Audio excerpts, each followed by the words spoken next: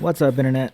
It's WILSHOCKER on a mission to shock the world with fantastic content. And today I have another guide video. Going to be a little bit different from yesterday because I did bring notes. We're going to talk about the 5 new player traps in Albion Online. You can see them right here. I have them all listed out. We have plate armor, leveling up too many things, not using focus points, watering crops, and sleeping on journals. So that's going to be the brunt of the content today. Let's start with plate armor. Number 1.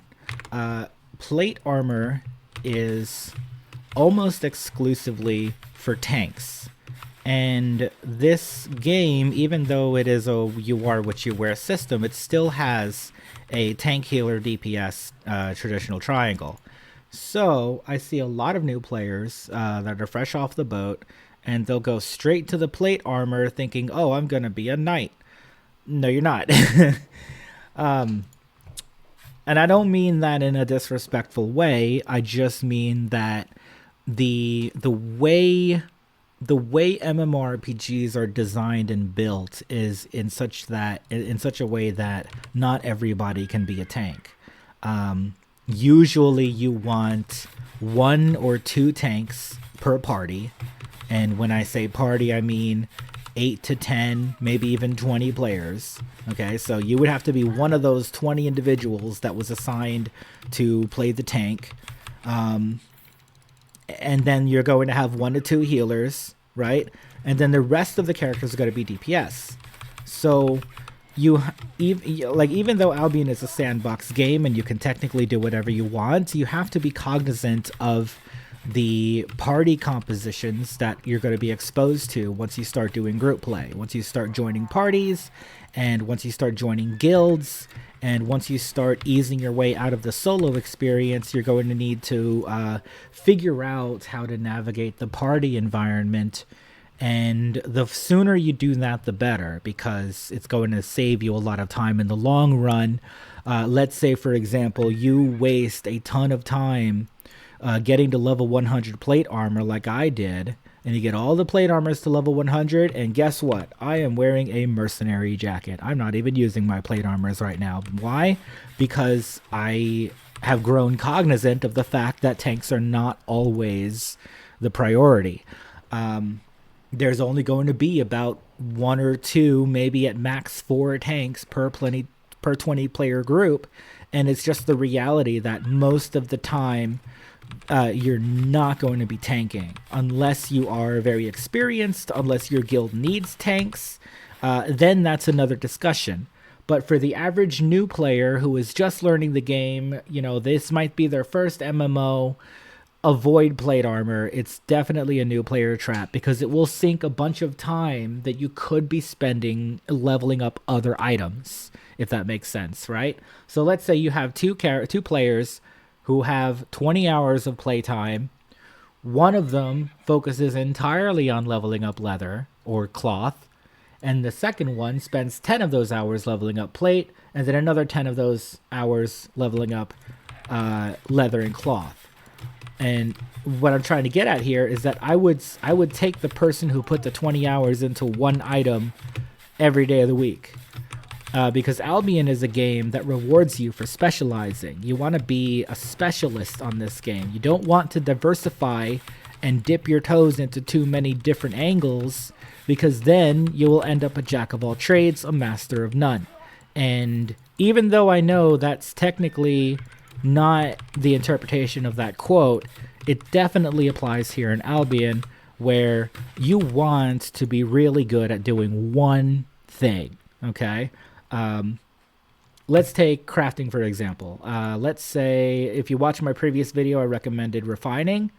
You want to be good at doing one type of refining, because once you've chosen one type of refining, you are greatly rewarded for leveling up that one specific line of item and neglecting the rest. Because let's say if I only have a month to play, and I spend all of that month getting to level 100 Elder, that's going to put me way ahead of the person that tried to get level 20 in all of the adept nodes, and so on and so forth.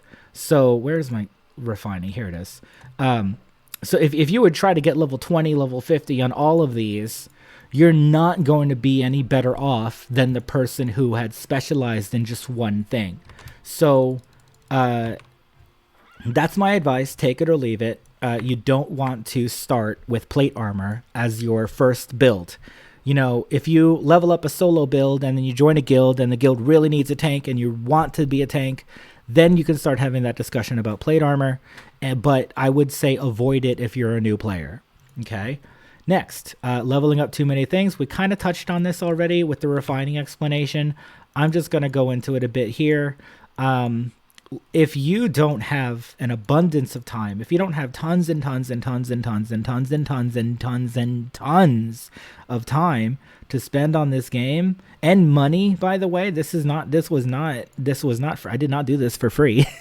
If you don't have tons of time and tons of money, you want to focus on one build at a time, because there's something called an opportunity cost, right? Let's go back to that example of the 2 players with 20 hours each.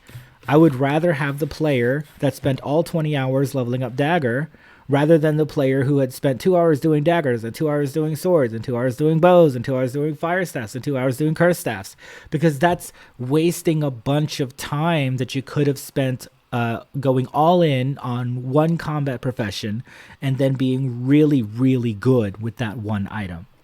So as a new player, it is very tempting to try to level up everything. I'm here to tell you it's not worth it. Don't do it unless you have a tremendous amount of time and a tremendous amount of resources to throw at the game. Then you can start talking about, I want to do 2 or 3 or 4 builds, because I'm really enthusiastic, if not passionate, about this game. I think it was one of the most well-designed games that I've ever played. I think all of the systems work very well together. It's a very cohesive world, and I just always want to be engaging with it at this point in my life. And so I don't feel bad about leveling up all these things. I'm just saying that the new player who is just getting started, you are way better off just working on one build. Pick one that you like, of course. Pick one that you find fun to play.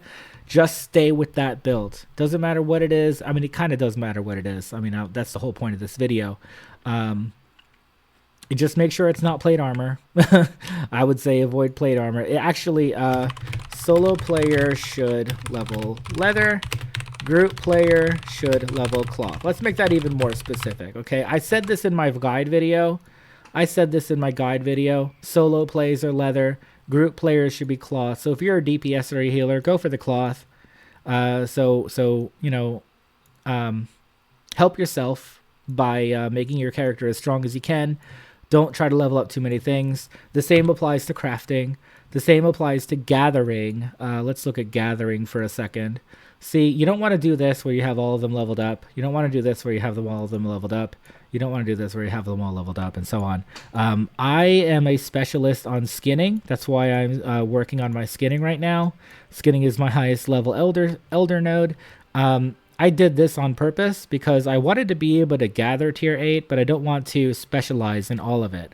I'm not going to have enough time. I've been playing this game for years, and look how much progress I've gotten. I've got 13 of this, 7 of this, 18 of this, 1 of this.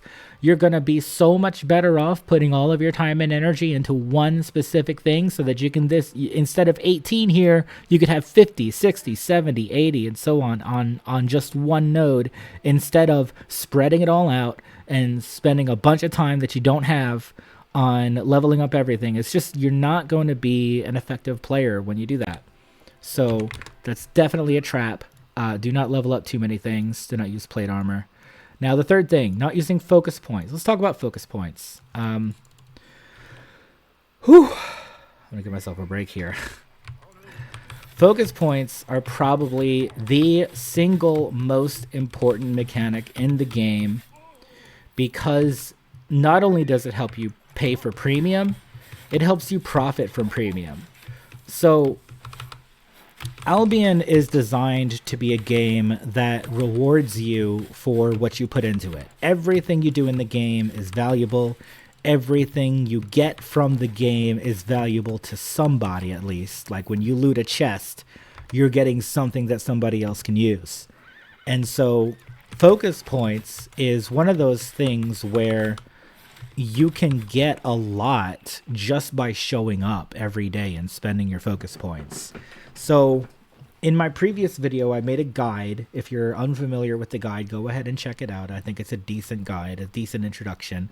I talked about buying your first month of premium and then spending your next month buying your second month of premium and going from there.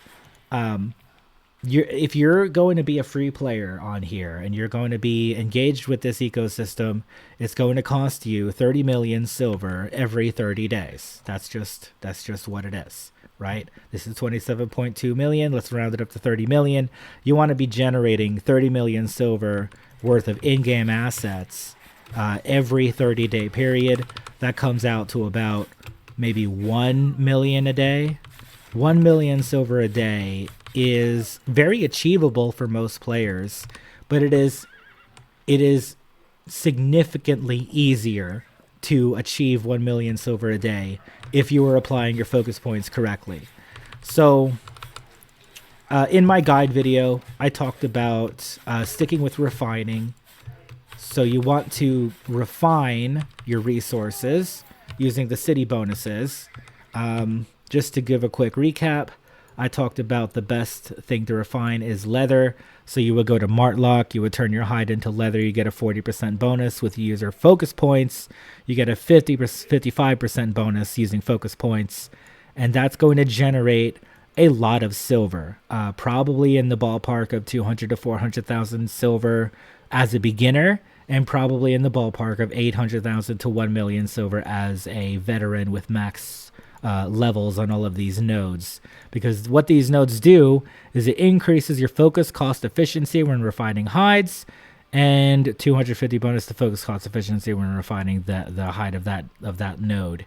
So this means, stay with me here, this means that as you get to level 100 on your refining, you're going to be able to do more and more and more and more and more with your focus points. Okay, you get 10,000 a day, and the higher level you get on one specific skill, you're going to get a lot more silver from your daily focus points just by logging in and spending them. Okay, so don't sleep on focus points. You can actually pay for your premium and then some.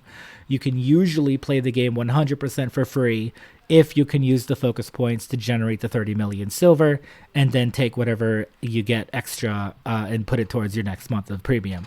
So premium status is really good. I would say it's worth it almost exclusively for the focus points. Like I said, it's one of the most important mechanics in the game, and everybody sleeps on it. You do not want to sleep on your focus points. They're located right here. When you open your inventory, you hit this little arrow. Your focus points is the third thing down. The second most important thing after your item power is your focus points. So take that for what you will. Next is watering crops. Okay. Watering crops costs focus points. That's all. That should be all I have to say. When I started this game as a new player, I bought the premium. I got the player island. I said, okay, let's do the farming. I love farming games. I love farming sims.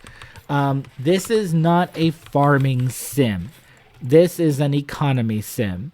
And so when the prices on those crops are really low and the yields, the profit margins on those products is fairly low, then it's not going to be economical for you to spend your focus points on watering crops. Even though you see the little watering can symbol on top of the crops and it's asking you to water them, don't water the crops. Okay, when you get a player island, you can plant the crops. You have premium. You have every right to own the island and plant the crops, right?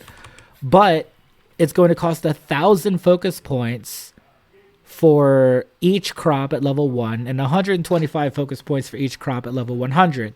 Now, that's a big difference, granted, right? One crop might be worth, what? An extra 500, 1,000 silver, 2,000 silver at most, maybe.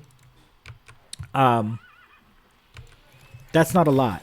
Okay, I'm just gonna get to the point. Focus points are better used on refining and crafting. Don't use it on your player island. It's a noob trap. It's a newbie trap. Because you're really tempted to water your crops because that's the logical thing to do. That makes sense to everybody. However, this game isn't built such that the crops have a very high market return. So you'll get a little bit of silver just from planting them, but you will not get much silver from watering them. So avoid the watering the crops. Use all of your focus points on refining. That's my recommendation. Take it or leave it. The last thing is something even I do sometimes, is sleeping on journals. As you can see in my inventory, I do not have any journals. If you want to know what a journal is, there are plenty of guides that'll show you how to use journals. I'm not going to go into it here. Maybe that'll be another video. See ya. But people sleep on journals, and it's an easy like 100K plus per 24-hour period. And I don't know. I mean, it's one of those things that doesn't cost you a lot of time, and it makes a lot of money for you over the long run. One of the things that I'm doing out here in Tier 5 Gathering is I'm trying to, increase my daily silver. So I have level 100 skinning. I'm at level 58 expert skinning, and I'm just trying to level up my skinning. And I would benefit from bringing out some tier 5 journals out here, since I'm not dying. I haven't died in days, right? Black Zone's actually a lot safer than most people realize. So if I were being as effective as possible, I would have a journal on me at all times, at least tier 5. Tier 2 and 3 and 4 are also very good because there's high demand for those lower level resources and not a lot of supply. So even if you're a safe zone gatherer, you want to have tier 2 journals, tier 3 journals, tier 4 journals, and you want to fill those journals, send them to your laborers. If you have any laborers, use them. Now, I'm a big advocate of using guild islands for your laborers because that's the place where they're kind of easiest to use, because you want to use your player island slots on farming your herbs or plants or whatever, or your animals if you're raising animals. So you want to use those plots for other things besides laborers and houses and stuff. So I would say find a guild island that has a lot of laborers, use those laborers. Skinning laborers are good. Crafting laborers are very good. If you don't have any laborers to send your journals to, then you could still buy the journals off the market and then sell the completed journals to the market and at least get a little bit extra return that way. So I think I'm going to try to do a guide on journals sometime relatively soon here, so be sure to look out for that. And that's going to be all 5 things that I have to talk about today. That's all 5 new player traps. I hope you got some value out of some of these. And that'll be the video. Thank you so much for watching. Remember to like and subscribe to the channel, and I will be back with more next time.